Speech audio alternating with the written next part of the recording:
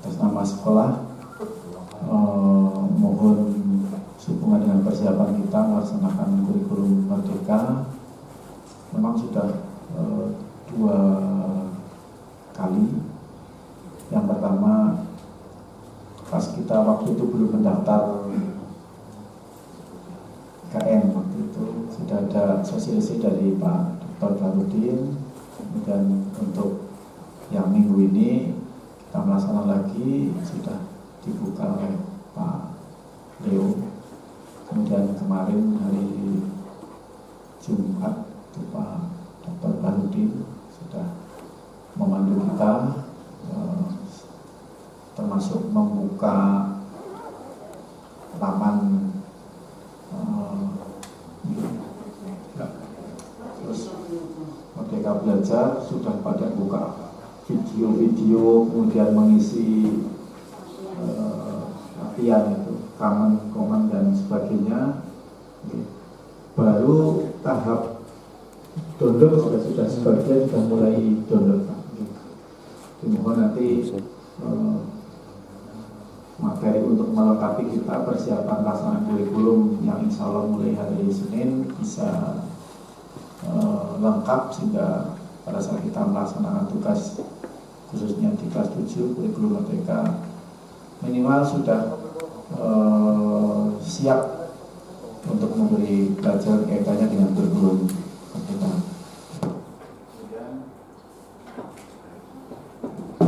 Dan mohon maaf juga dari Bapak Ibu juga dari rasa kita tidak semua ada 2 yang baru saja masuk, bahkan yang 1 itu cutinya kapan?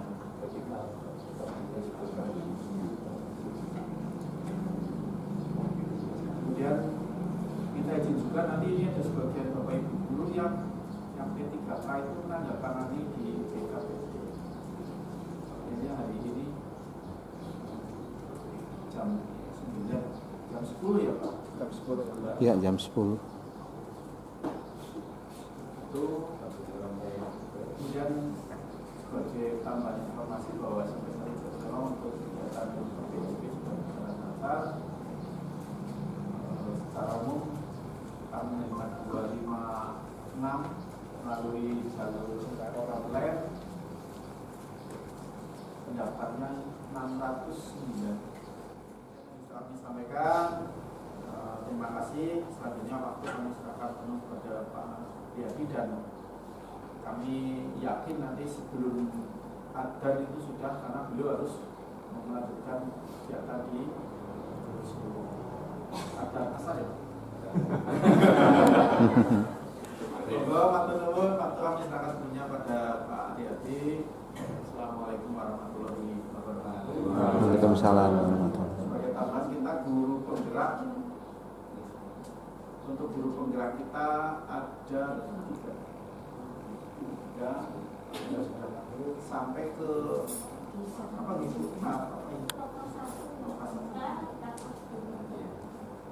atas nomor Pak ya.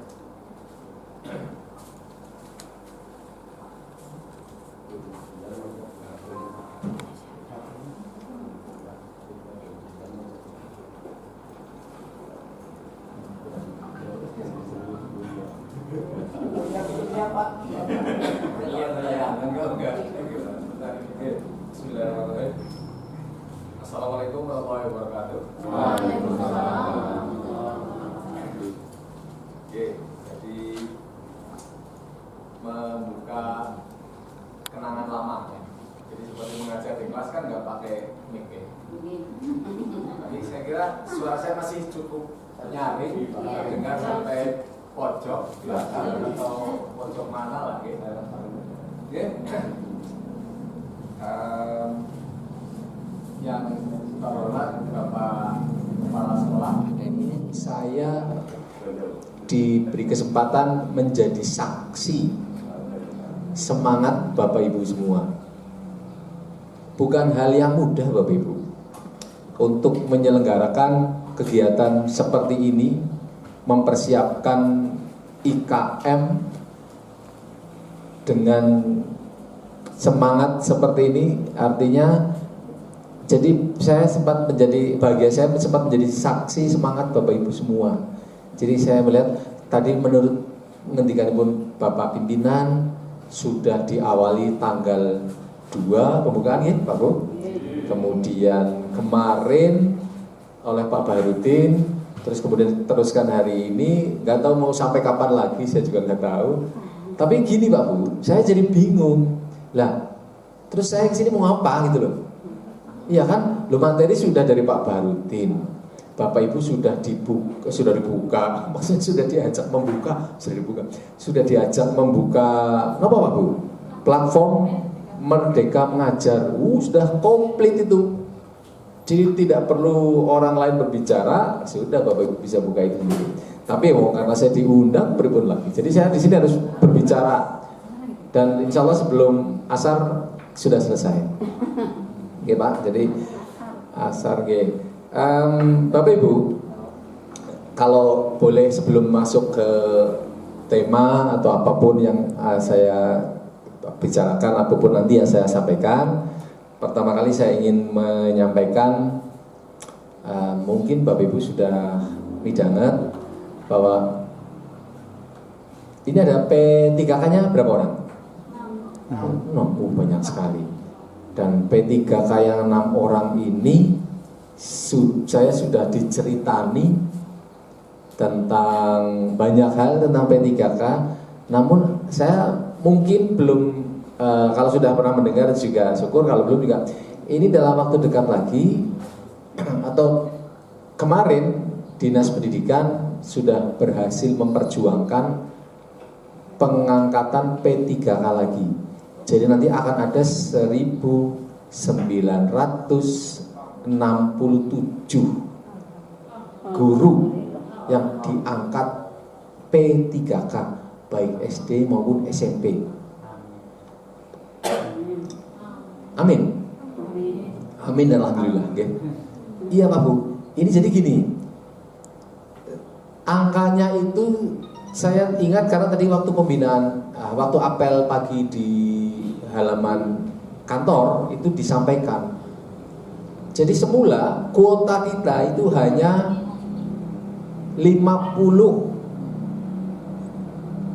kuota P3K, kemudian dan 26 yang sudah. Artinya apa itu? Berarti 26 orang yang apa Bu?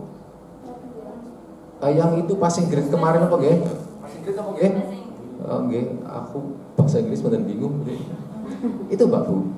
Semula pemerintah membuka menarget dan memberikan kuota segitu. Terus kemudian nggak tahu gimana hasil perjuangan, saya tidak tahu perjuangannya bagaimana kok bisa digolkan oleh Pak Bupati 1967 dari beberapa kriteria, termasuk K2. Tapi K2 ini sedang diperjuangkan karena yang ada tersisa K2 2 orang yang tidak masuk 1967 Pak. Tapi ini sedang diperjuangkan. Terus kemudian ada lagi 11 orang, apa ya istilahnya apa saya nggak tahu, itu juga sedang diperjuangkan. Dan nanti kalau yang 2 orang, yang 11 orang itu nanti goal, artinya disetujui oleh Pak Bupati, itu seleksinya menggunakan seleksi observasi. Jadi yang 1967 itu mboten ngagem seleksi Pak.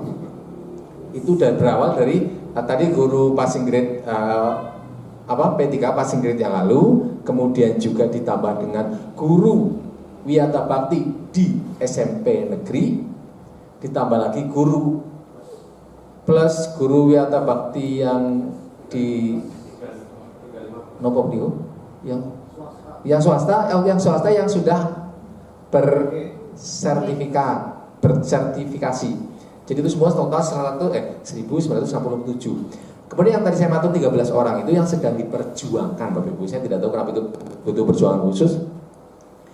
Dan itu nanti kalau misal yang 13 itu disetujui, nanti tidak pakai tes. Yang 1967 itu sudah, insya Allah sudah goal Pak Bu. Tinggal yang 13 ini diperjuangkan. Nanti kalau toh ada seleksi, modelnya cuma observasi. turun ke lapangan, bukan ke lapangan, kalau lapangan di atas nggak mungkin turun ya. Maksudnya observasi peninjauan lapangan, kemudian dari situ disimpulkan layak apa tidak guru tersebut diangkat menjadi P3K.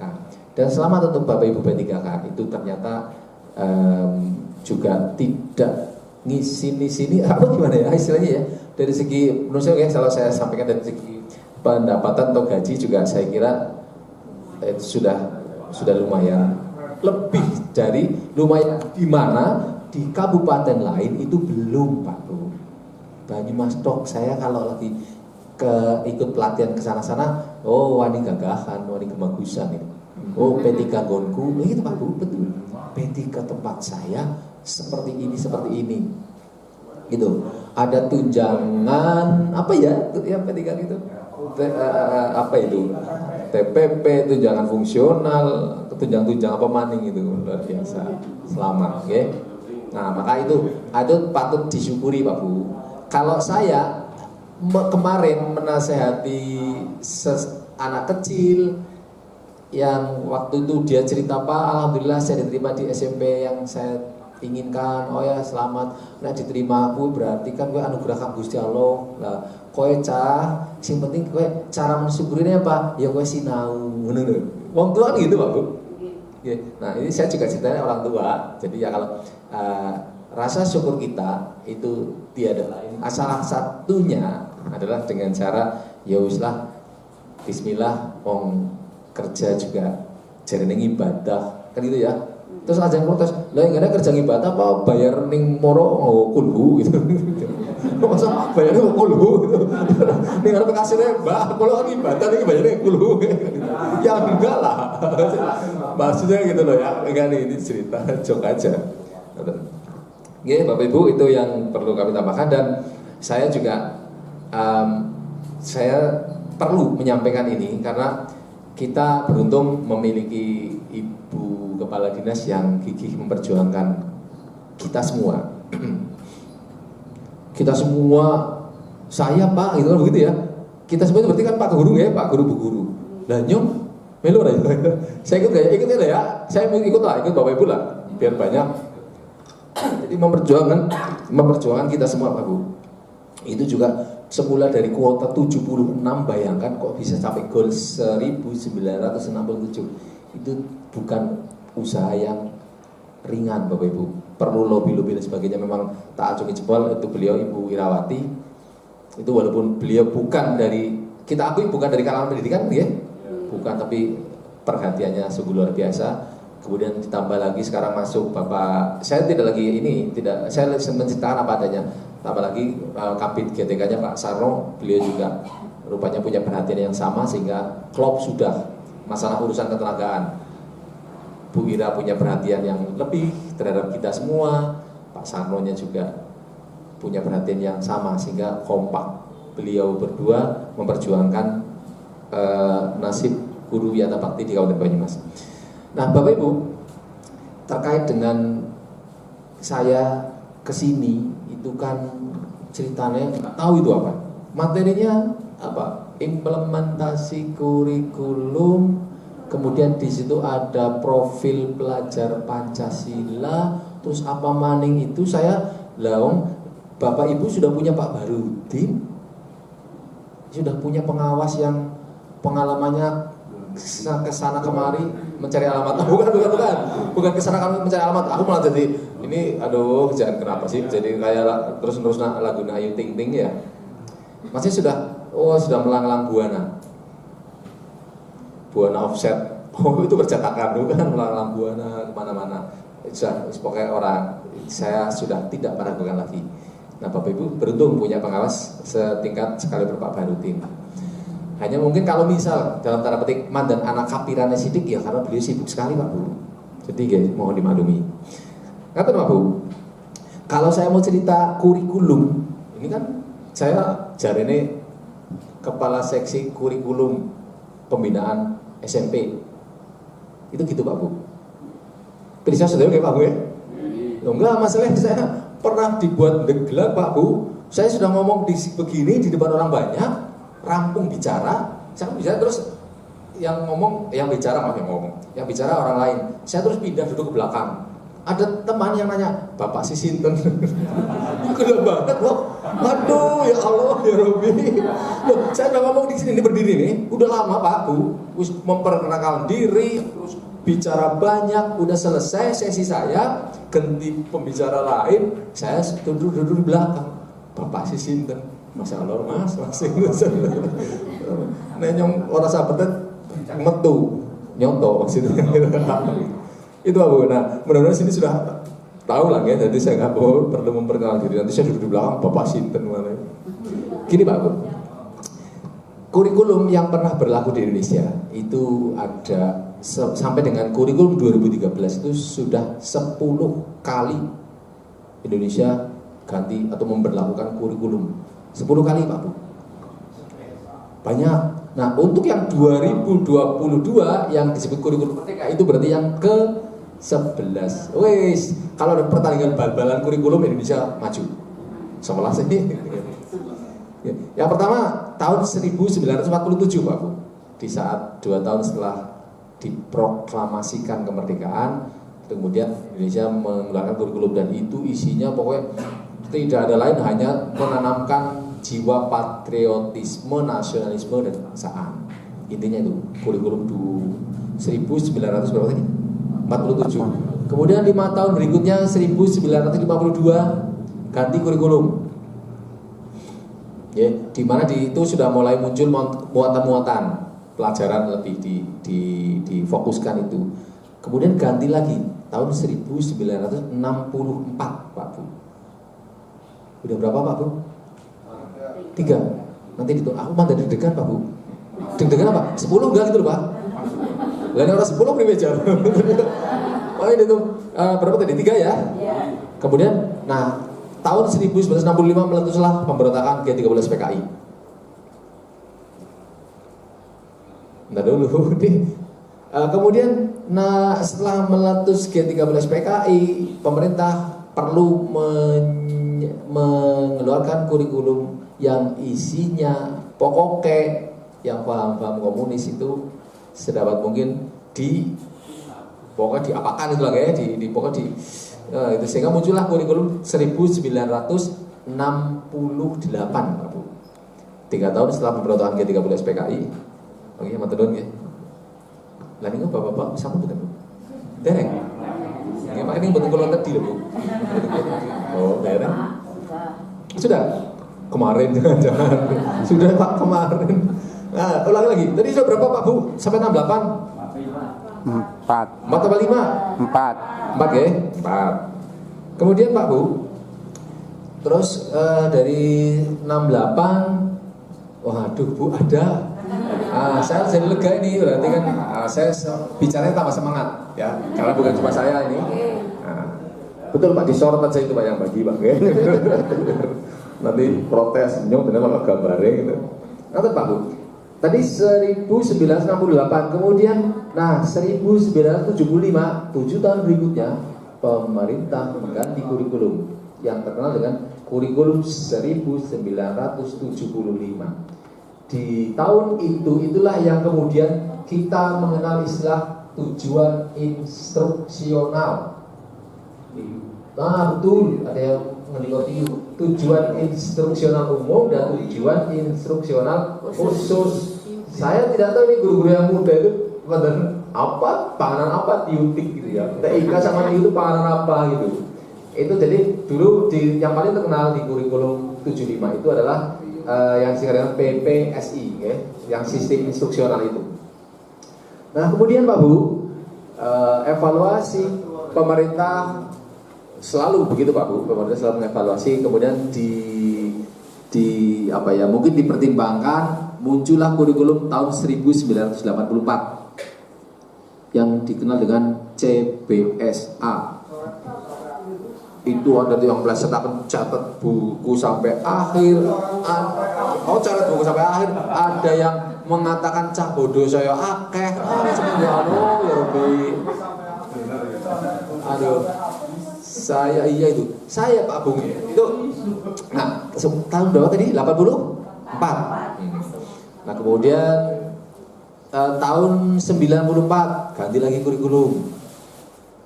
Ih, udah berapa tuh? Ada yang itu enggak? Ayo, percaya bang itu ya? Percaya aja ya. Mau salah hitung gimana? 94 ya, 94 itu berarti sudah 7. Nah, 94 itu di situ 94 ciri khasnya di kurikulum 94 itu muatan lokal itu banyak. Sehingga dievaluasi katanya kurikulum 19 terlalu banyak muatan lokalnya. Itu gitu kan. Setelah dijalankan kan akhirnya tahu oh iya KKN boleh kan gitu ya. Kemudian tahun 2024 pemerintah mengeluarkan lagi kurikulum 2004 okay. 94 tadi ya? Saya mau materi 2024 oh ya, pangapunten Pak, ini saya saking bersemangatnya Pak. Iya aduh, aku tuh erwali ini 2004 ya? 2004 itu muncullah kurikulum. Waktu itu istilahnya ada istilah KBK. Nah, kemudian Pak Bu, ini nggak tahu kurikulum 2004 itu usianya paling singkat. Hanya 2 tahun pemerintah di tahun 2026 mengeluarkan lagi kurikulum. Nah, itulah yang 2006. Nah, itulah yang kemudian muncul istilah KTSP di mana sebenarnya mulai 2004 Pak Bu, itu pendidikan sudah mulai diperbesar porsi desentralisasinya. Muncullah ada istilahnya manajemen berbasis sekolah dan sebagainya itu di tahun-tahun itu 2006 ganti kurikulum, kemudian dari situlah muncul KTSP gitu. Kurikulum tingkat satuan pendidikan. Sudah berapa Pak Bu? 2006 9 ya? 2006 9 Pak Minto juga banyak panik. Masih 2006 sudah masih 8 berarti kan 2013 baru 9 aku izin. Kan itu kan 2013 Pak Bu. Nah, ganti kurikulum lagi sudah 10 Pak Bu.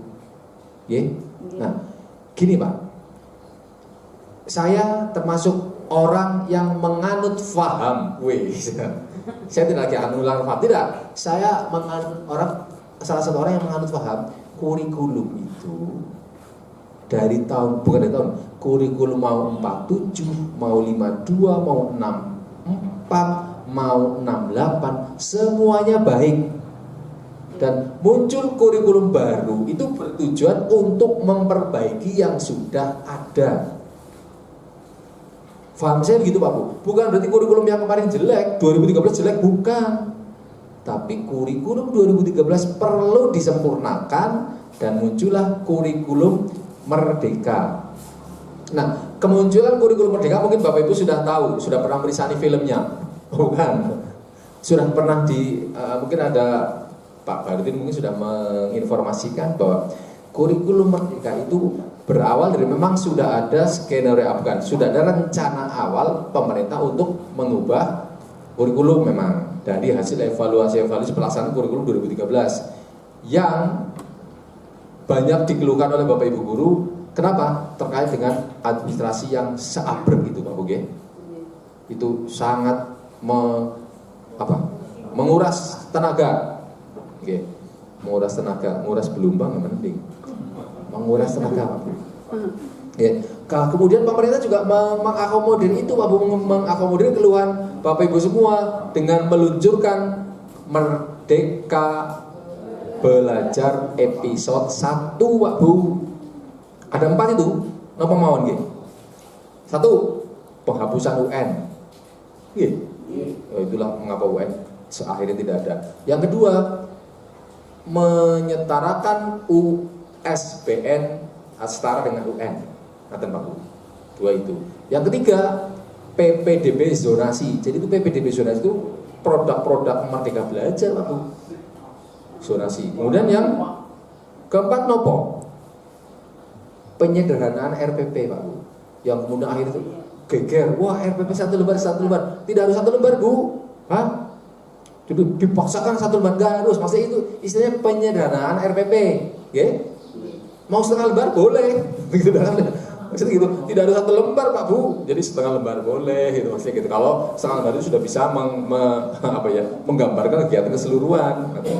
Mau satu lembar, mau dua lembar boleh, asal PRPP itu disederhanakan. Nah kemudian Pak Bu, dari Merdeka Belajar itu episode 1 kemudian pemerintah sudah merumuskan, merancang priwe carane kurikulum itu dibuat supaya ya mungkin tidak terlalu memberatkan guru secara administrasi sehingga guru fokus pada pembelajarannya. Ceritanya begitu. Ya saya juga diceritani oleh ini narasumber sana ya Pak Bu. Jadi bagus banget yang cerita kayak ngerti-ngerti ya gitu. Nah, itu ceritanya. Kemudian kebetulan Pak Bu tahun 2020 di bulan Maret awalnya sih di bulan Januari akhir berapa belasan itu ada dua orang terkonfirmasi positif. Tadinya di mana? Cina ya? Ada virus apa gitu, akhirnya diberi nama COVID. Kemudian Februari ada di Jakarta di Bekasi ada 2 orang yang terkonfirmasi positif. Sehingga lama-lama ini mantan akeh. Sehingga muncullah kondisi pandemi di negara dinyatakan dalam bentuk dinyatakan darurat COVID. Kemudian tanggal 17 semua sekolah tutup. Sebenarnya tidak harus tanggal 17 ya Pak Bu. Itu di sini juga sebelum itu juga sekolah tutup kan ya. Kalau sudah maghrib kan tutup gitu. Jadi itu wis dari orang teman-teman juga seleta gitu ya. Saya gawe gelap. Saya memang gitu. Terus pandemi tanggal 17 Pak Bu saya ingat tutup, kemudian ubah pola pembelajaran menjadi PJJ. Nah, itulah pemicunya Pak Bu. Kemudian pemerintah mengeluarkan kemarin Bapak Ibu pernah midangat mungkin ada kurikulum prototype mungkin ya. Saya sempat mengadakan sosialisasi kurikulum prototype itu di Batu Raden.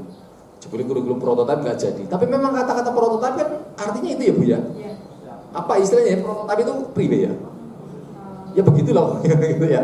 Kan gitu. Nah, terus itu ternyata menjadi embrio munculnya kurikulum Merdeka Pak Bu. Jadi di mana pada saat pandemi sekolah diberi 3 opsi Pak Bu, 3 opsi. Opsi pertama nopo? Melaksanakan kurikulum 2013 full. Yang kedua, melaksanakan kurikulum 2013 dengan disederhanakan. Yang ketiga, sekolah melaksanakan sekolah diberi kesempatan untuk mengembangkan atau menyesuaikan sendiri kurikulumnya. Ada 3 Pak Bu, 3 opsi, 3 pilihan kurikulum waktu itu pada saat pandemi. Oke, matur nuwun. Niku teh betul mriko Pak. Tapi betul di sini loh. Pak betul ya Pak? Enggak gitu, maksudnya gini Pak. Saya cuma lupa kalau membuat kirang kathah, maksudnya gitu tadi mau sangat betul gitu. Membuat kirang kathah kok salah bening ana teh, ana kopi, ana jus, ana susu. Aku terus gimana cara minumnya? Kembali lagi Pak Bu. Nah, di masa pandemi mau 3 niku Pak Bung ya. Bapak Ibu semua di masa pandemi niku 3. Nah, kemudian muncul kurikulum Merdeka. Mau ke Bapak Ibu gitu kalau disampaikan enggak apa-apa, nggih, ngunjuk dan seenaknya saja. Nggih. Kemudian Pak Bu, muncullah kurikulum Merdeka di kurikulum Merdeka itu pun sebenarnya satuan pendidikan diberi kesempatan 3 tadi itu Pak Bu. K13 kurikulum yang disederhanakan. Nah, cuma 1 itu kurikulum Merdeka. Satuan pendidikan mau milih mana? Jika memilih kurikulum Merdeka, ini jangan nggak tahu. Pemerintah itu mandan pintar. Bukan mandan pintar, mandan pintar. Maksudnya jahat banget ya. Maksudnya pintarnya gini Pak Bu. Beliau itu sebenarnya inginnya, pokoknya sekolah kabeh melaksanakan kurikulum Merdeka. Gitu kan Bu? Inginnya begitu, tapi nanti diprotes. Loh Pak, merdekane pundi? Kalau semua sekolah diharuskan, itulah maka ben kesan merdeka, pemerintah mempersilahkan. Udah silakan. Kalau mau pengen melakukan kurikulum Merdeka, ya daftar. Gitu Pak Bu. Pada ujung-ujungnya Pak, 2024 itu semua sekolah harus melaksanakan kurikulum Merdeka. saya salah. Semua sekolah bukan harus diharapkan melaksanakan kurikulum merdeka, loh kan? Itu mandan asik gitu loh bahasanya. Jadi kalau sekolah pengen melaksanakan kurikulum merdeka silakan, diberi 3 pilihan. Ada IKM 1, IKM 2, IKM 3. Caranya apa? Ngisi apa itu? Link melalui SIM PKB kepala sekolah nggih, Pak Bu? Nggih. Nah, itu. Kemudian pada saat ngisi itu terus kemudian dicatat oleh pusat melalui aplikasi tersebut dan direkap, dikeluarkanlah SK Pak Bu 2 kali. SK tahap 1, tahap 2. Nah, melalui SK tahap 1 dan tahap 2 itu kita Kabupaten Banyumas dari 160 sekolah, ini kita berhitung lagi Pak Bu. Dari 160 sekolah ada 9 sekolah yang masih pilihan 1. Merdeka Mandiri belajar. Pilihan 1 masih ada 9 sekolah Pak Bu. Kemudian ada 142 sekolah berada pada pilihan 2. Pun pinten Pak Bu? 142 maaf. Berarti 151. Dan ada 2 sekolah yang memilih pilihan 3. Mandiri bagi 143. Nah terus yang 7 gimana Pak Bu? Yang 7 itu belum sempat mendaftar karena terkendala akun SIM PKB kepala sekolahnya. Bisa kepala sekolah baru kan belum punya akun SIM PKB kepala sekolah nih, akunnya masih berbunyi sebagai guru. Di sana nggak bisa terekam, nggak bisa merespon, bahkan nggak bisa dibuka, jadi nggak bisa ngisi link itu. Ada lagi terkendala akun SIM PKB ini karena lupa password. Sami kali pulau kadang lupa password. Itu Pak Bu. Jadi yang 7 sekolah itu karena hal-hal seperti itu, teknis. Nah, lalu bagaimana Pak Bu yang 7 sekolah itu? Ya yang 7 sekolah berarti tetap pelaksanaan kurikulum 2013. Kata Pak Bu nggih? Nggih. Loh, bedanya apa dengan IKM 1? IKM 1 itu melaksanakan kurikulum 2013 dengan menggunakan pola-pola kurikulum merdeka seperti pembelajaran berdiferensiasi atau profil penguatan proyek penguatan profil pelajar Pancasila. Nah, disingkat P5 Pak Bu. Dulu ini bapak-bapak yang sudah ini ada dulu kenal P4 Pak Bu nggih? P4 yang ada 36 butir. Ini lagi guru yang muda itu P4 sih panganan apa mana gitu ya. Gitu. Jadi ini dulu zaman kita masih sekolah dulu ada P4, terus penataran P4 di mana-mana, bahkan saya yakin di sini sudah ada penataran yang pola berapa jam itu sampai ratusan jam ya. Jadi yang implementasi 1 itu menggunakan kurikulum 2013 tapi pola-pola yang ada di kurikulum merdeka dimasukkan di situ. Nah, kemudian IKM 2 termasuk SMP Negeri 1 Jatilawang Pak Bu nggih? 2 Pak, pilihan 2 Pak Bu nggih? 2, ini saya hanya memastikan dong. 2 itu berarti apa?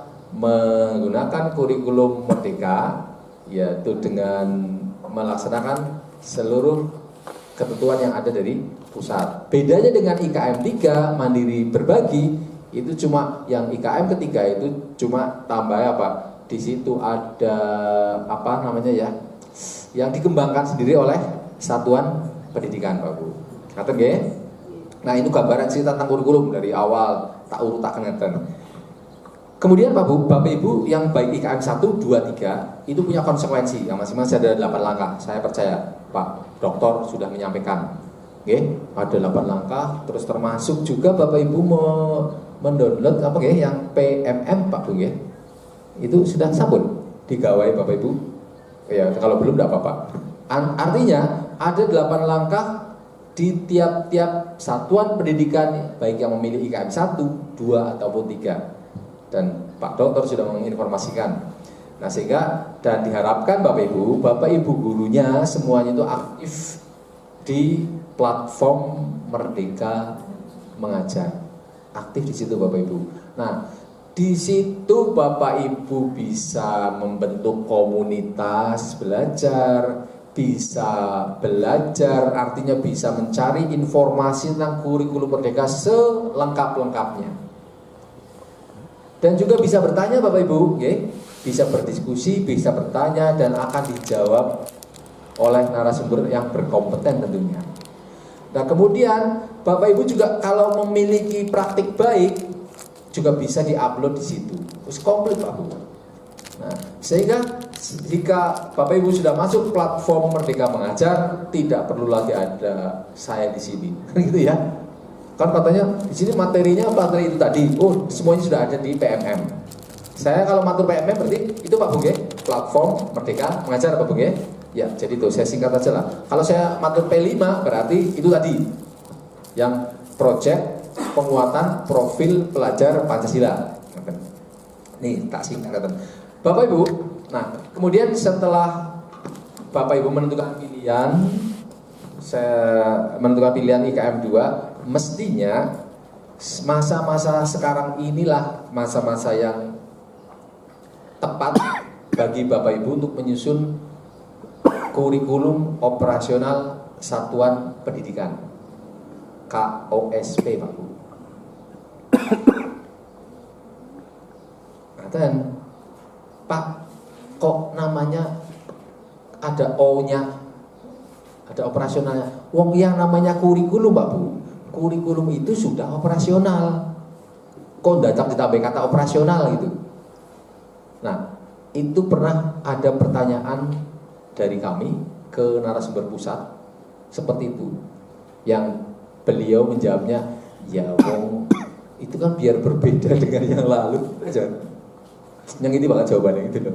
Biar berbeda dengan yang lalu. Kalau yang lalu kurikulum satuan pendidikan kan gitu kurikulum tingkat satuan pendidikan. Nah sekarang kok ada operasional, ya beda, biar nilainya seolah-olah berbeda. Contoh aja, ojek, nggih Pak Bu, dengan ditambah huruf G, Gojek itu sudah beda kan? Beda, larang Gojek, gagah Gojek kan itu begitu. Nah itu ceritanya begitu. Jadi kurikulum operasional satuan pendidikan. Nah kemudian jika SMP Negeri 1 Jatilawang menyusun itu, maka namanya menjadi kurikulum operasional SMP Negeri 1 Jatilawang. Itu gitu Pak Bu. Ya, itu kata narasumbernya begitu. Kalau dulu juga KTSP kan sebenarnya kurikulum tingkat satuan pendidikan ya, punya kurikulum SMP Negeri 1 Jatilawang kan kata Bu sebenarnya. KTSP, kata-kata KTSP-nya tidak lengkap, hanya kurikulum SMP Negeri 1 Jatilawang. Ini KOSP juga nanti kurikulum operasional satuan kurikulum operasional SMP Negeri 1 Jatilawang. Bapak Ibu, penyusunan kurikulum ini atau di dalam KOSP itu apa yang Bapak Ibu lakukan terlebih dahulu? Yang Bapak Ibu lakukan terlebih dahulu mestinya sudah disampaikan ya, yaitu Bapak Ibu mengadakan atau membuat analisis karakteristik satuan pendidikan. Jadi ada 4 langkah Pak Bu dalam menyusun KOSP. Bapak Ibu menyusun karakteristik satuan pendidikan. Analisis mengadakan analisis karakteristik satuan pendidikan, meliputi analisis peserta didiknya, meliputi analisis sarana dan prasarananya, infrastrukturnya, analisis lingkungannya. Lingkungan itu bisa lingkungan sosial budaya, kemudian juga analisis sumber pendanaan dari mana saja. Itu nanti itu. Jadi masuk pada bagian analisis karakteristik satuan pendidikan. Memuat itu, KOSP memuat itu. Dan yang kedua, KOSP memuat visi, misi, dan tujuan. Bapak Ibu, visi, misi, dan tujuan. Visi dulu. Visi itu, apakah visi sekolah, apakah boleh diubah? Boleh Pak Bu. Jadi diharapkan untuk saat ini cobalah visinya, kalau visi yang sudah ada itu sudah mengarah pada profil pelajar Pancasila, is okay, gitu loh. Tapi kalau misal mau diubah, menyesuaikan mandan cerepet-cerepet ke tujuan yang profil pelajar Pancasila, boleh. Tapi kalau perubahan visi kan harus melalui rapat seperti ini, ada berita acara dan sebagainya kan gitu Pak Bu. Itu kan itu syarat administratifnya seperti itu. Visi, misi, dan tujuan, itu yang kedua. Kemudian yang ketiga, itu ada pengorganisasian pembelajaran. Nah, pengorganisasian pembelajaran itu meliputi ada kegiatan intrakurikuler, ada kegiatan co-kurikuler, dan ada kegiatan ekstrakurikuler. Dan yang keempat, KOSP itu memuat perencanaan pembelajaran. Jadi Pak Bu, KOSP itu memuat 4 niku. Analisis karakteristik. Jadi analisis jangan cuma diangan-angan Pak Bu. Oh, peserta didik kita seperti ini karakternya. Lingkungan sosial budayanya seperti ini. Jangan diangan-angan, tapi ditulis. Jadi analisis karakteristik satuan pendidikan. Kemudian yang kedua itu tadi visi, misi, dan tujuan. Dan yang ketiga pengorganisasian pembelajaran, serta yang keempat tadi perencanaan pembelajaran.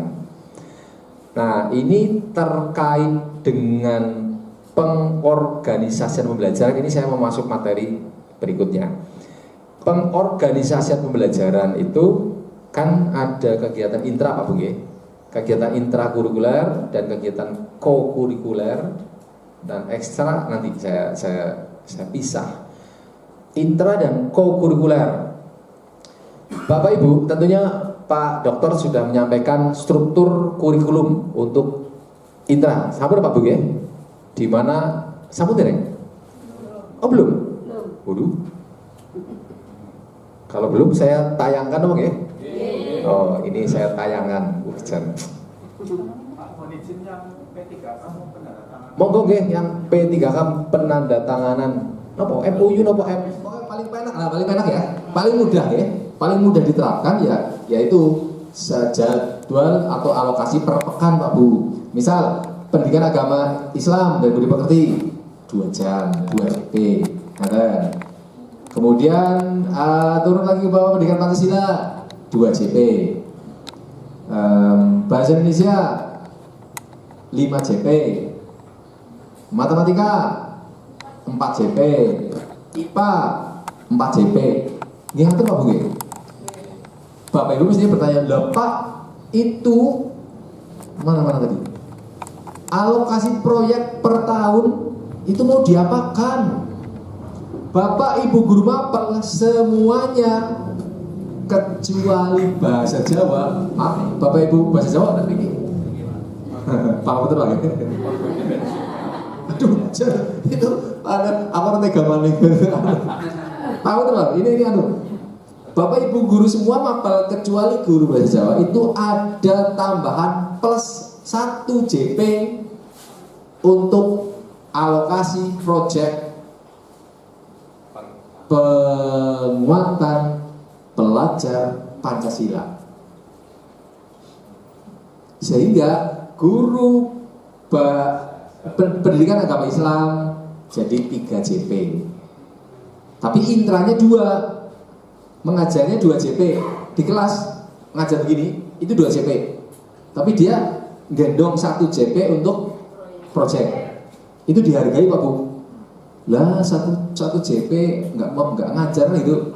Ini tapi nanti ceritanya nanti. Itu gitu. Pendidikan Pancasila juga begitu.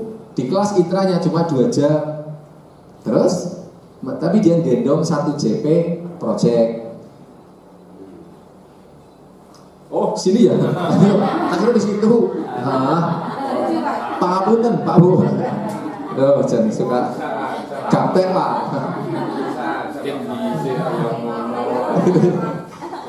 Cerita tadi itu bahasa Indonesia Pak Bu. Bahasa Indonesia 5 JP intranya, proyeknya 1 JP. Jadi masih walaupun mengajarnya 5 JP, tapi punya jam mengajarnya itu diakuinya 6 JP Pak Bu, keren kan? Pokoknya gitu.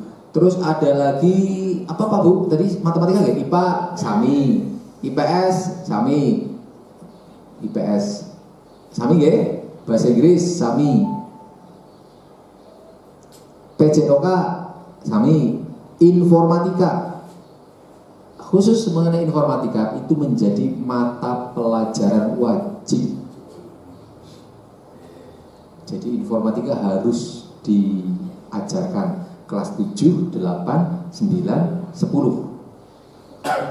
Tapi karena kurikulum merdekanya baru kelas 7, ya berarti di kelas 7 dulu. Mata Pak Bu, ya?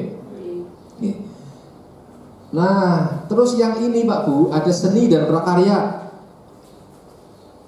Itu juga ada gendongan itu Pak Bu. Gendongan apa? Gendongan project niku kan. Lah terus giliran turun di sini muatan lokal bahasa Jawa. Oh Pak, ini kita kiri strip. Nih Pak Supita jangan diko arep pensiun iki. Ya Allah, masa kaya gue. Ngaten Pak Bu ya. Tapi saya percaya cuma satu Pak Bu ya. Oh 2. Pun di mana? 3. Oh 3. Aduh jangan. Kayak aku saya keluar ruangan waktu ngomong dulu. Lagi dua project sih. Pak Bu. Ini yang khusus seni dan prakarya. Dalam matur mawon keparang matur. Seni dan prakarya kalau sekolah itu memiliki guru. Itu diantara itu ada 3 gurunya, maka sekolah boleh membuka 3 mapel. Misal ada guru seni musik, ada guru seni rupa, ada guru seni teater, yaudah buka aja 3 mapel itu. Nah terus siswanya bagaimana? Siswanya memilih sesuai dengan minat dan bakat mereka. Siswa memilih mau seni musik saja, atau misalnya ini kelas ini ya, sekolah SMP Negeri 1 Jatinegara membuka 3, seni musik, seni rupa, seni teater. Seni musik, kenapa? Pokoknya kita gedebrakan meja, gitu kan ya. Seni rupa seni. Nah, kelas ini misalnya kelas 7A, yang memilih seni musik sebelah sini. Maksudnya sekian orang maksudnya gitu. Yang milih seni rupa sekian, yang milih seni teater sekian. Nanti pada saat jam tersebut siswa-siswa yang memilih tadi ke kelas sesuai dengan, atau mencari guru, atau ke kelas sesuai dengan mapel yang dipilihnya. Ngaten. Sudah ada gambaran belum Bu? Sudah. Nah, saya mungkin lebih mudah menjelaskan seperti kalau dengan seusia saya dulu. Zaman saya SMP itu ada keterampilan bebas, keterampilan terikat. Keterampilan bebas waktu itu di tempat saya ada biologi, ada fisika, ada apa lagi? Saya lupa. Saya milihnya fisika. Kenapa? Karena saya senang dengarkan di laboratorium atau campuran ini jadi buruk kan gitu. Atau campuran ini jadi ngebul kan gitu. Saya senang begitu Pak. Nah, dan mecahkan termometer sudah 3. Saya disuruh keluar sama gurunya. Bukan salah saya ngomong apa? Minyak mendidih kan suhunya lebih di atas 100 derajat kan guru mana Bu? Lah kok diukur pakai termometer yang suhunya sampai 100, ya begitu cemplung, piar pecah. Gitu. Gurunya nyatet, oh kayak mecah siji. Lagi nggak tahu gimana, ke termometer ditaruh, ya gelundung, pecah loro. Aduh, dititeni guru deh. Yang ketiganya, saya diberi termometer dari Pak Guru. Ini grup kelompok sana, saya maju. Bawa termometer, rupanya gurunya itu ngekliknya kurang kencang, jadi tutupnya lepas, melorot, pecah warna gitu. Kamu keluar. saya keluar itu Pak Bu. Saya keluar ke toko-toko nyari termometer, ya seperti itu, nggak nemu. Saya balik lagi ke situ, dia ketemu kepala sekolah. Kamu dari mana Bu? Nyari termometer Pak. Kok nyari termometer? Saya memecahkan termometer, saya dari ke apotek nyari termometer, nggak ada. Dasar masuk saja gitu. Aduh seneng banget. Suruh masuk saja katanya. Tapi kan sudah usaha Pak Bu, gemerobiosnya juga, takutnya juga kan gitu. Oh zaman dulu sama Pak Guru mau dibangga. Sampai mana tadi? Oh tadi keterampilan bebas. Nah terus saya pada saat jam itu saya masuk lab fisika. Keterampilan terikat, ada keterampilan jasa sama keterampilan teknik. Cuma 2. Saya milihnya keterampilan teknik. Di situ saya mempelajari itu kayu-kayu tentang perkayuan Pak Bu. Ada kan kayu, kan ada sambungan Pak Bu ya? Ada yang sambungan bibir lurus berkait, sambungan bibir miring berkait. Saya masih cuma itu dong yang ingat, yang lain enggak. Itu ada Pak Bu. Jadi saya nggak paham itu bagaimana kalau kayu panjangnya sekian terus disambung, berarti ada kemiring pakai miring, kemiringannya berapa, terus kaitannya berapa senti, hitungannya umet ternyata itu. Nah, yang kelas keterampilan teknik masuk ke teknik, yang milih keterampilan jasa masuk kelas jasa. Di sana diajari ngetik kayak Sayuti Melik lah, tak gitu. Enggak gitu. Kayak saya itu yang ngetik naskah proklamasi. Bapak Ibu, ini juga sama. Saya jadi teringat waktu saya SMP. Ini sekolah membuka, misal, Pak, kami punya guru prakarya. Oke, buka prakarya. Kami punya kami punya guru seni. Oke, buka. Sekolah sini membuka 2 mapel, prakarya dan seni tari. Misal ya, tidak jadi 3 itu. Seni tari, siswa memilih seni tari atau prakarya. Pada saat jam tersebut, maka siswa yang memilih prakarya masuk kelas prakarya, siswa yang memilih seni tari masuk kelas seni tari. Loh, bagaimana pengakuan JP-nya? Pengakuan JP-nya masing-masing guru yang ngajar itu masing-masing 2 JP. Guru prakarya ya dapat 2 JP, guru seni tari ya dapat 2 JP, walaupun dilaksanakan dalam waktu yang bersamaan. Bukan di kelas ini, yo sejam prakarya kabeh ya, sejam seni tari kabeh. Bukan begitu, ya.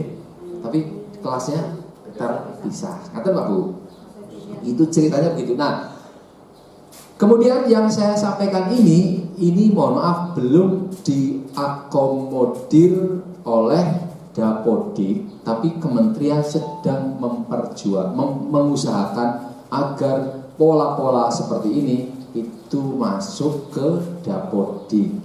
Jadi untuk sementara Bapak Ibu yang guru matematika di situ tulis 4 JP per pekan, ditulisnya 5 JP per pekan. Paham ya Pak Bu? Jangan cuma 4 dong, tapi 5. Loh, satu apa? Gemblokan tadi. P5. Ngerti ya? Guru IPS di situ berapa? 3 JP. Ditulis di Dapodik 4 JP. Yang satunya apa? Yang satu nggak ngajar. Tapi nanti saya ceritanya nanti tentang P5 nanti khusus. Jadi yang satu nggak ngajar, ya, yang ngajar di kelas intranya cuma guru IPS cuma 3 JP. Ngerti Pak Bu? Oke. Nah, terus kemudian sampai sini sudah paham Bu, ya? Nah, oke. Bahasa Indonesia tadi di situ 5 JP. Berarti intranya mengajar di kelas mulai kata ini itu 5 JP, 5 jam. Misal hari Selasa 2 jam, hari Kamis 3 jam. Tidak kasar ya, tapi guru tersebut memiliki 6 JP. Pengakuan 6 JP. Apa? Karena satunya tadi gemblokan dari project. Ada Pak Bu. Oke. Nggak penak banget. Berarti di SK-nya 5 ya? Di SK-nya 5. Oke. Di SK-nya 5. Kalau mau ditulis intranya tadi berapa? 5. Oh, SK-nya 6. 6. 5 plus 1. Ada. Nah, nanti di input di Dapodiknya jangan cuma 5 JP saja bahasa Indonesia, langsungnya tulis 6 JP Pak Bu. Itu saran dari kementerian, dari Dirjen GTK seperti itu Pak Bu. Jadi supaya untuk saat ini bisa masuk ke Dapodik dulu, nanti loh, oke? Jadi kemudian karena nanti kan untuk penghitungan BOS cut off per 31 Agustus Pak Bu, jadi itu harus Dapodik beres sampai 31 Agustus nanti. Adapun nanti kalau ada perubahan-perubahan, jelas kementerian juga akan mengakomodir masalah pola-pola seperti ini. Kemudian Pak Bu, oke, monggo Ibu. Tanya Pak, dari kemarin memang kita udah bingung di sini Pak, di struktur ini. Yang pertama, nanti saya akan menanyakan yang di situ, nanti saya buka penggunaan seperti itu benar apa tidak. Kemudian yang kedua, bagaimana dengan pengaturan jadwalnya Pak? Jika ada intra, ada project, nanti kan di Dapodik biasanya dituntut ada jadwal per orang gitu Pak. Itu yang bingung kami di sini. Muncul Pak, saya tunjukkan yang punya kami Pak. Itu udah saya pergi Bu. Betul apa Pak? Oh, pergi mawon. Oke. Mau pergi kok? Jadi. Saya di luar Pak. Mau ganggu di sini loh ya. Sampai Pak tunjuk. Oke, Pak Betul. Ini kok seneng gue tidak tawani Bu. Kita kan pasti ditawani.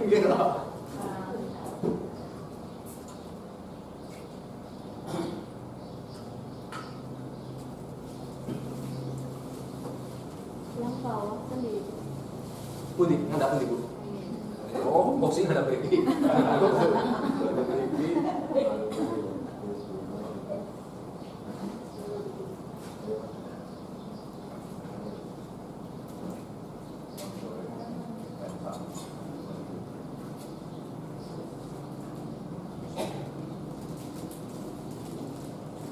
Seperti ini Pak, yang kami sekolahkan seperti ini. Jadi misalnya Pak Bu Maria, intranya kelas 7 A sampai D jumlahnya 8. Kemudian untuk proyek kan berarti satu kelas 1 jam, berarti kan 4.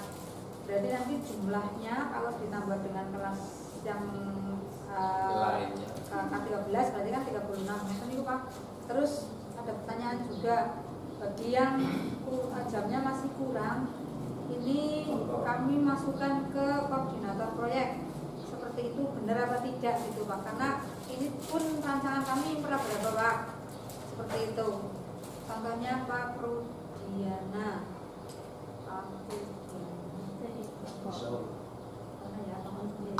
nah ini Pak, Pak Rudi? Pak Rudiana ketiga Pak. Oh, berarti dicari mana? Asumsinya gini Pak, kita itu kepingin selamat anak ini Pak, pengen selamat, sertifikasi selamat, gitu Pak, jadwal selamat, tapi juga IKM selamat gitu Pak. Jadi polanya seperti ini. Contoh informatika kan tadi 2 jam nih Pak, berarti kan 10 kali 5 proyeknya 1 kali 5 kelas 2, kemudian kan masih tetap kurang Pak 23 jam tambah koordinator proyek. Seperti itu sakit bukan? Nah terus pengaturan jadwalnya gitu loh, bingung soalnya Bang. Oke, Pak Terun, ini pertanyaannya bagus sekali. Ngertos, kulo candle kayak nopo? Boten. Boten mikir kan Pak Bu. Ini saya jadi seperti Pak Guru. Ini jadi membuka kenangan lama ini. Jadi, aduh, tapi tidak apa-apa Pak Bu. Ngaten Pak Bu. Kepareng matur. Pertama, yang disampaikan ini tadi itu sudah benar, ya. Jadi pengaturan jam seperti itu, plus proyek dan sebagainya itu pun leres pokoknya itu, pun leres ngaten ya. Terkait dengan pengaturan jadwal, ngaten, karena ini tadi sudah ditanyakan jadwal, Bapak Ibu, pengaturan jadwal itu jumlah jamnya sesuai dengan intra. Berarti satu pekan hanya 30 pinnya Bu, punya tam 31 untuk kelas 7 loh Pak Bu. Beda sama kelas 9, kelas 8, kelas 9 benten. Jadi kelas 7 itu satu pekan hanya 31 JP kalau nggak salah. Bener Pak ya? Aku mana ragu-ragu loh Pak. Nanti kamu jatuh sendiri Pak Bu ya? Apa jatuh sendiri? Jatuh lagi Pak? coba dibuka yang tadi. Gini ya? Nyuruh saya. Oh, Pak tadi kemana ya? Lah yang tadi di mana? Lah tadi di oh ini. Nah, itu. Oh, begitu. Ini kalau bukan teman Pak, orang-orang tak layan ini gandeng kaca, jadi ya wis aku preman nih.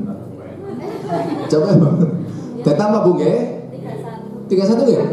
Sudah datang? Alhamdulillah, aku lega Pak. Benar. 31 JP Pak Bu. Cobi. 31 JP. Terus kemudian kelas 7 8 itu sekitar 41. Sorry, 89 ya, matur nuwun. Aku gara-gara ngeraba ini terus jadi seperti tadi bukan meraba-raba, aku tiru-tiru meraba ini berarti dengan stateless gitu. Mulai mantan kaget. Pak Bu, kelas 8 dan kelas 9 itu 41. Nah, ada perbedaan waktu intra yang berakibat pada nanti akan ada perbedaan jam pulang. Nanti Pak Bu, ini pasti ada perbedaan jam pulang. Nah, kalau kita mau ya diterima-terima nasibmu cacah, gitu ya. kan gitu nasibmu. Tapi sekolah juga lalu kokurikuler tadi itu mau diletakkan di mana? Kokurikuler diletakkan pada jam pagi boleh, artinya di sela-sela intra boleh. Ini kenapa saya jadi duduk ya? Tadi mau berdiri ya? Saya baru nyadar kalau saya duduk, berdiri lagi.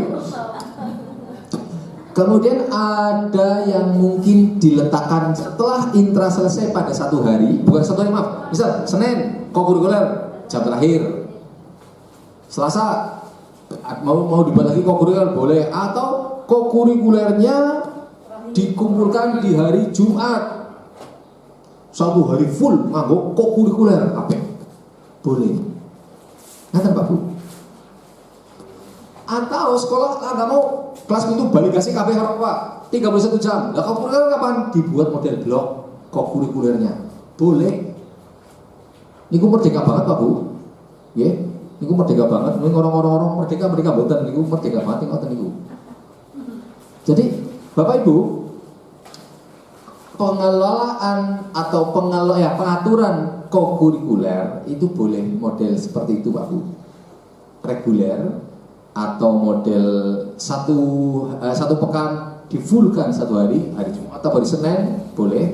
Misal hari Senin boleh kokurikuler. Oh bar minggu kan bocah-bocah isi pada kesel refreshing dia jadi Senin itu boleh Pak Bu.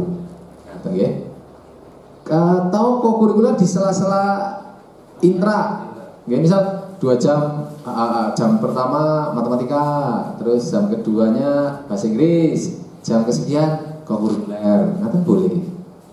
Nah, tapi saya menyarankan coba gimana enaknya menurut satuan pendidikan saja. Sekolah enaknya pun pripun monggo. Jadi sudah ada kebebasan pilihan pelaksanaan kokurikuler. Nah, kemudian Pak Bu, tadi Ibu Sulimah sudah menyampaikan kalau yang kekurangan jam itu menjadi koordinator proyek. Keren sekali Bu, Pak. Betul. Pada pelaksanaan kokurikuler yang di sini itu proyek bunyinya P5, pelaksanaannya itu memang harus ada koordinator. Nah, koordinator proyek itu boleh mengkoordinir 1 kelas, boleh 2 kelas, boleh 3 kelas, boleh 4 kelas, boleh 12 kelas. 1 kelas yang ditangani oleh koordinator tadi itu disamakan atau disetarakan dengan 2 jam. Kalau 2 kelas berarti berapa?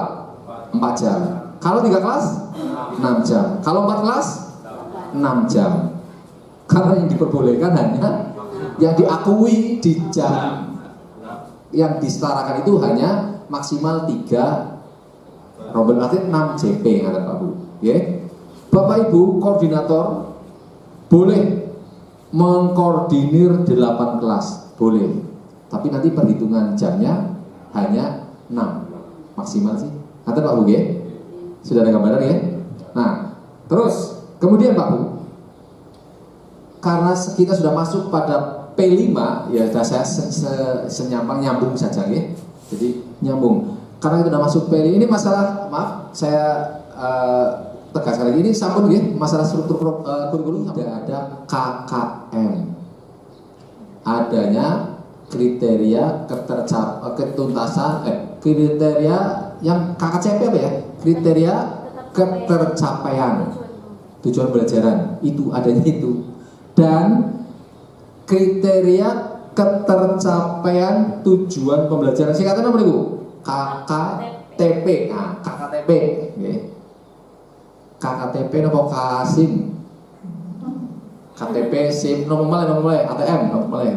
Jadi kriteria ketercapaian tujuan pembelajaran itu yang membedakan itu bisa berupa deskripsi, bisa rentang, itu kakeknya dapat informasi seperti itu. Jadi deskripsi itu misal nilai 0 sampai 30 misal, niku nopo 31 sampai misal 50 niku pripun ngaten lho kriteria pun. Terus 51 sampai 70 niku pripun, 71 sampai 90 niku pripun, 91 sampai 100 pripun. Itu bisa seperti itu. Tidak, kalau dulu kan KKM 75 kan gitu Pak Bung ya. Mati di angka itu.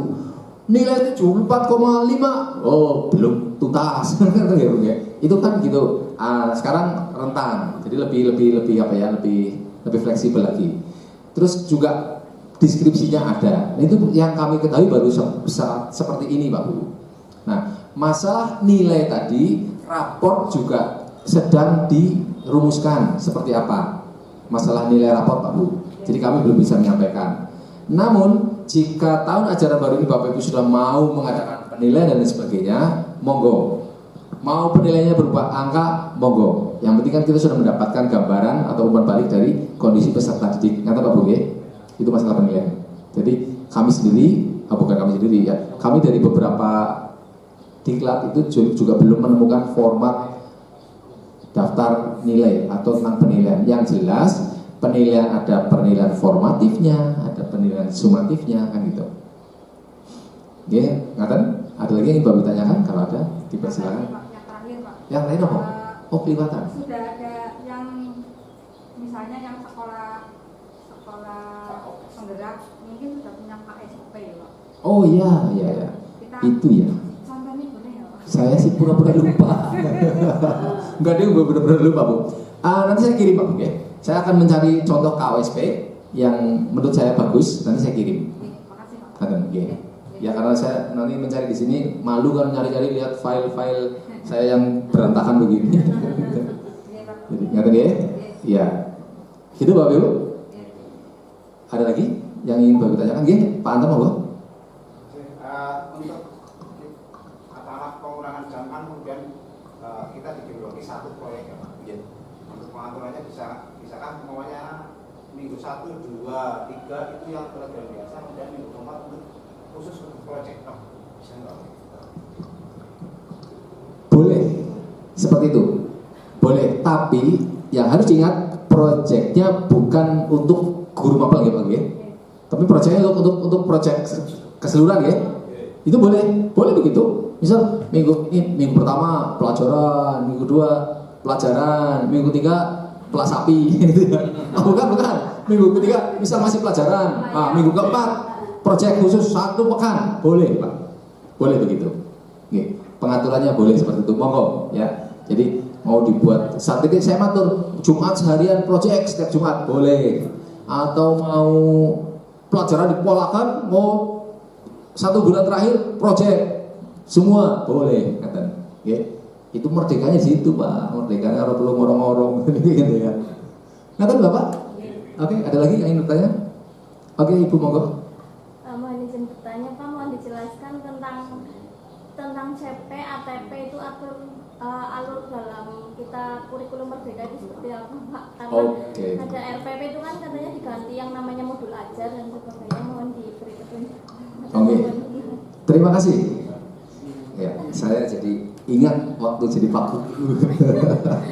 Ngatain Pak Bu, kan ada CP ya Pak Bu ya, ada capaian pembelajaran. Nah ini nanti kami berharap Bapak Ibu guru mengelompok di MGMB sekolah boleh, mau ke Suprayam boleh, untuk mengadakan analisis CP.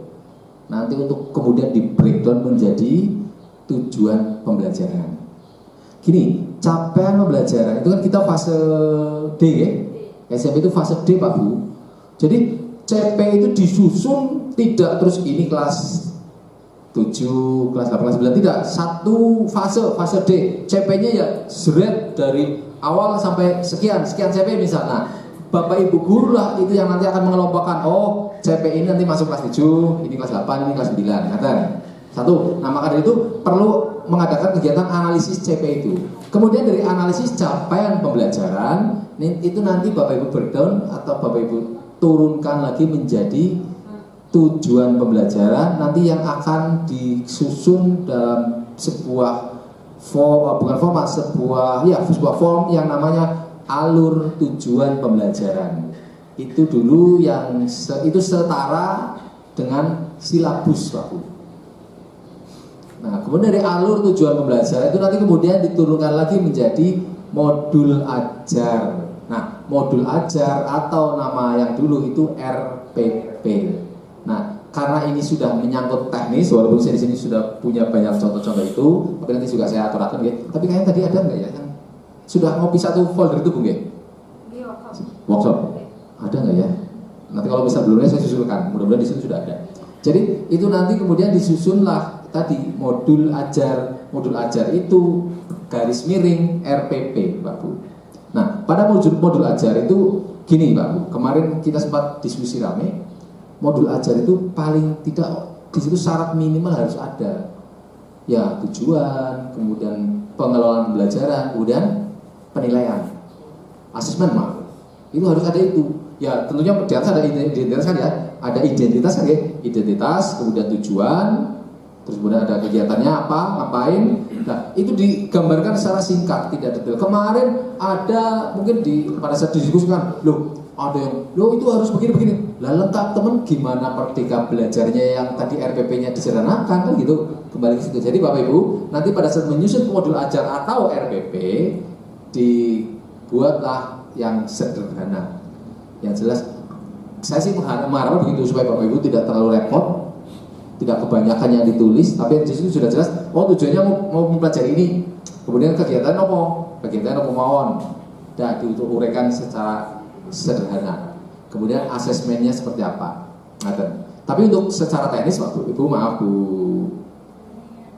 Bu Rian, ya, itu kami tidak tidak berani menyampaikan. Atau nanti biar Pak Dokter aja ya, karena itu tugasnya beliau yang secara teknis. Ngaten Pak Bu? Iya. Ada lagi? Baik, kalau tidak ada Bapak Ibu, ini sudah 10:30, betul kurang ya? Iya, nggak ada jam.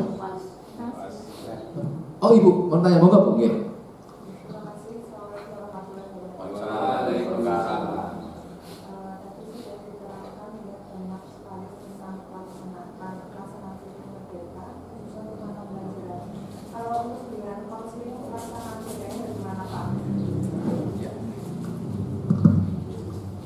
Kalau begitu, pertanyaan Ibu kita buat sesi khusus BK pada kurikulum merdeka. Atau ya? Ada, saya punya filenya BK pada kurikulum merdeka, Ibu. Gini Pak Bu, secara umum saja saya sampaikan untuk pelaksanaan BK pada kurikulum merdeka itu jelas saya tidak akan mengatakan tugas BK apa saja, tetap BK sesuai dengan tugas dan fungsinya, okay? Tapi pada kurikulum merdeka itu tidak, pengakuan jamnya itu sama seperti yang Permendikbud nomor 24 kalau nggak salah, 24 ya Bu ya. Apa nih? Tapi tahunnya saya lupa, 2011 ya? 2011. Nah itu, jadi gini, itu seperti pengakuan BK itu setara di pokoknya 150 peserta didik. Itu ya, itu setara dengan 24 JP atau jam minimalnya seperti itu. Nah, adapun kegiatan BK tetap memberikan layanan, bimbingan dan konseling ke peserta didik. Secara umum begitu, tidak akan berubah fungsi, tidak akan berubah tugas. Nah, saya bisa mengatur seperti itu. Kemudian kalau ingin masuk kelas itu boleh, tapi itu memang tidak disarankan seperti itu sih Bu. Tapi kalau tujuannya adalah supaya kita lebih mengenal siswa, ayo BK misal pengen masuk kelas, oke monggo. Itu berarti kewenangan ada pada satuan pendidikan. Tapi tetap jadi fungsi lain BK itu tidak ya seperti di Permendikbud nomor 24 itu Bu. Ngaten nggih. Gitu. Itu saya hanya bisa mengatur seperti itu. Tapi nanti filenya kalau saya di sini terlewat nanti akan saya kirim. Nah, khusus tentang BK Bu ada Bu. Karena kemarin terakhir waktu di Jogja saya juga ada materi khusus BK pada kurikulum merdeka. Itu di situ waktunya agak lama juga sih. Sampai saya juga mendengarkan agak ngantuk-ngantuk gitu. Apa justru dasar ngantukan gitu aku. Ngaten Bu, Pak? Kalau sesuai dengan Permendikbud nomor 24 dan 101 kalau tidak salah itu 24 jam itu salah satu diantaranya adalah melakukan pembimbingan klasikal Oh gitu? Iya. Oh ada 1 minggu 8 jam. 1 minggu 8 jam itu berarti masuk kelas tuh. Iya betul. Kalau 1 minggu 8 jam berarti ibu masuk kelas di kelas yang misal 4 kelas kan? Iya. Oh gitu.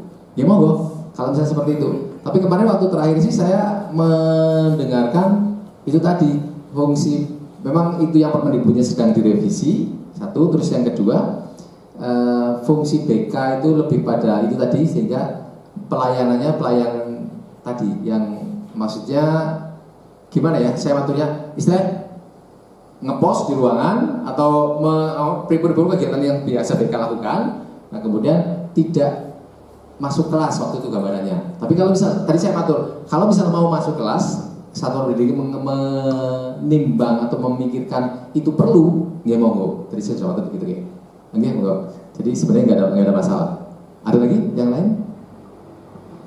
Bapak Ibu kalau tidak ada cukup ya Pak Miti? Setuju. Hah? Boxing ujar mau batur sih, lapak isi. Nanti tekan bisa. Oke, Bapak Ibu yang saya hormati, sekali lagi saya sampaikan terima kasih kepada kepala sekolah yang sudah memberikan kesempatan saya untuk bertemu dengan Bapak Ibu guru SMP Negeri 1 Jatilawang, yang saya merasakan ada aura semangat di sini.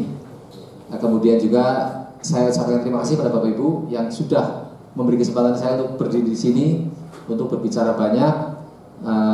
Dan yang harus saya sampaikan adalah permohonan maaf saya. Saya mohon Bapak Ibu semua kerso memaafkan saya, karena saya yakin dari jam 9:04 saya bicara ini saya punya banyak salah karena saya ngomongin ngaco.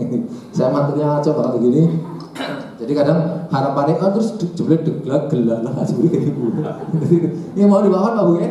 Saya mohon maaf ya tulus banget. Kemudian saya mendoakan semoga Bapak Ibu semua yang hadir di sini maupun yang mungkin ada keperluan lain atau mungkin yang sedang gerah, semuanya diberi kesehatan yang prima oleh Allah Subhanahu wa taala. Kemudian juga saya tidak ragu lagi kegiatan Bapak Ibu keseharian termasuk hari ini bernilai ibadah. Oleh karena itu dari situ Allah semakin menambahkan rezeki kepada Bapak Ibu semua dan keberkahan, dan selalu diberi petunjuk dalam setiap langkah Bapak Ibu dimanapun Bapak Ibu berada. Nah saya kira itu, dan kami sekali lagi mohon dimaafkan kalau saya banyak salah, dan kami akhiri billahi taufiq wal hidayah. Assalamualaikum warahmatullahi wabarakatuh. Bapak Ibu yang saya hormati, terima kasih sekali Bapak Aryadi. Semakin jelas apa yang akan kita langkah berikut lakukan. Mudah-mudahan setelah ini kita hanya bisa berdoa semoga pelaksanaan kurikulum Merdeka tidak bernasib sama dengan kurikulum sebelumnya yang cenderung administratif saja.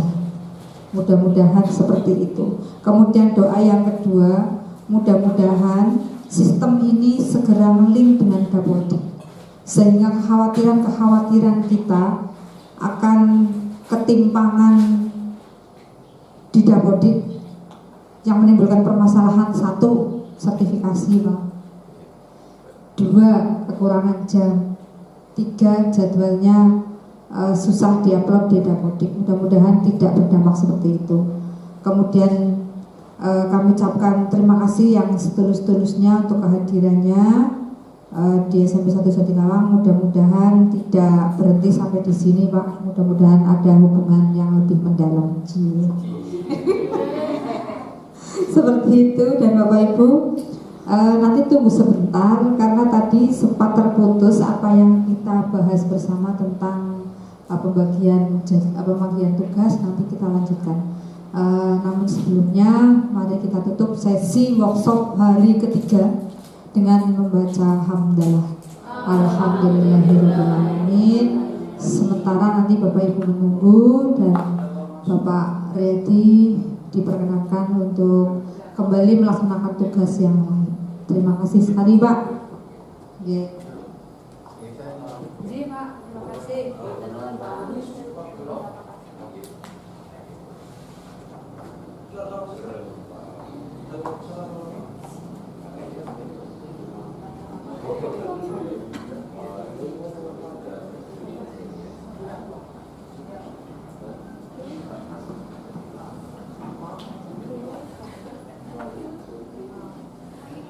Ini serasa hari Jumat apa ya? Sudah pindah Pak, sudah kondur nggih.